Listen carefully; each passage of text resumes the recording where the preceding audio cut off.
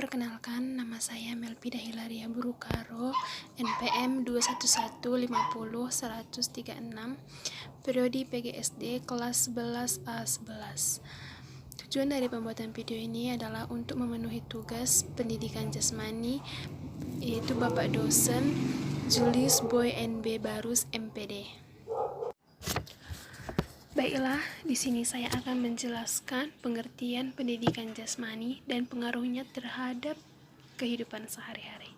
Pendidikan jasmani ialah suatu proses pembelajaran melalui aktivitas jasmani yang didesain untuk meningkatkan kebugaran jasmani, mengembangkan keterampilan motorik, pengetahuan dan perilaku hukum sehat dan aktif, sikap sportif, dan kecerdasan emosi. Pengaruh pendidikan jasmani pada kehidupan sehari-hari ialah yang pertama, memenuhi kebutuhan ruang gerak anak. Pendidikan jasmani merupakan dunia anak-anak dan sesuai dengan kebutuhan mereka. Yang kedua, memiliki otot dan tulang yang lebih kuat. Yang ketiga, mencegah terjadinya obesitas. Yang keempat, menurunkan risiko terjadinya diabetes tipe 2 dan hipertensi. Yang kelima, meningkatkan mood dan kreativitas. Dan yang keenam, pembinaan nalar anak. Baiklah, di sini saya akan menjelaskan pengertian jasmani dan pengaruhnya bagi kehidupan sehari-hari. Pengertian jasmani.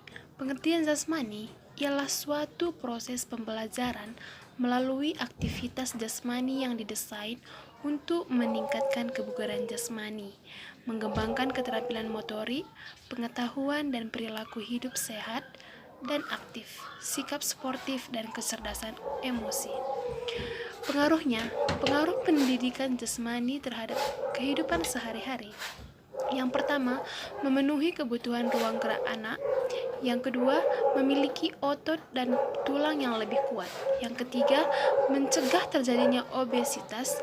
Dan yang keempat, menurunkan risiko terjadinya diabetes tipe 2 dan hipertensi.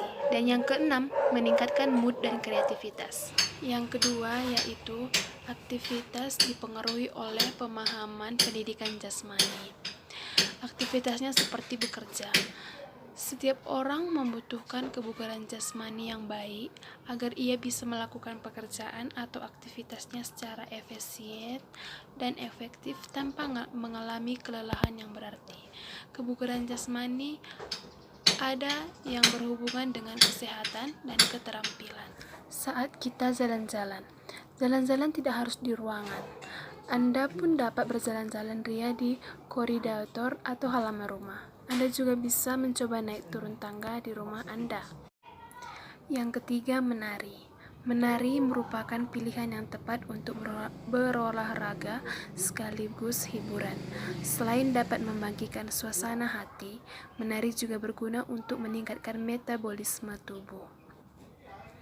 Yang keempat, naik turun tangga. Olahraga lain yang bisa Anda coba adalah naik turun tangga. Meskipun gerakannya sangat sederhana, manfaat olahraga ini sangatlah luar biasa.